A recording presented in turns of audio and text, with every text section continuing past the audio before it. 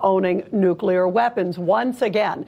But what I think is really awful to see is that leaders in the U.S. are basically bowing to one of the biggest funders of terrorism in the world. In fact, Senate Democrat Chris Murphy of Connecticut is now for appeasing these terrorists and is for putting Iran's Islamic Revolutionary Guard Corps basically ahead of our own proud men and women in the military, giving them status. I mean, this is crazy. They are taunting our proud warships. How do you make sense of this? And then it looks like, again, the Biden administration is coddling, clearly, Iran with Russia.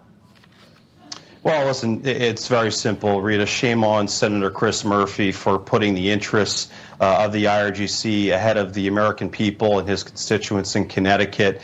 Just a couple weeks ago, the Islamic Republic of Iran signaled that they would be serious about entertaining negotiations with us if we were to take the IRGC off of the State Department's FTO list.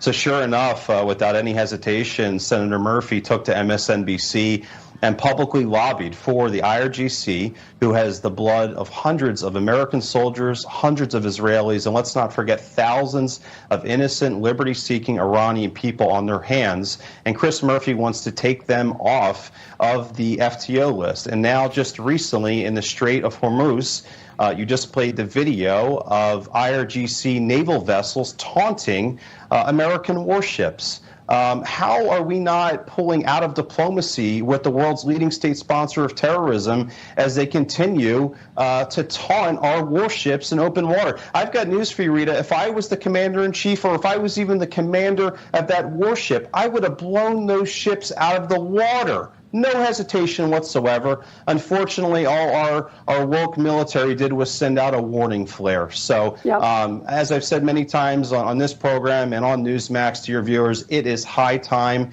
for President Biden to pivot back to a maximum pressure, maximum sanctions campaign against the Islamic Republic of Iran, and he's got to start projecting some strength onto the world's leading sponsor of terrorism. That's the only language that they're ever going to understand, Rita. Yeah, absolutely. And real quick,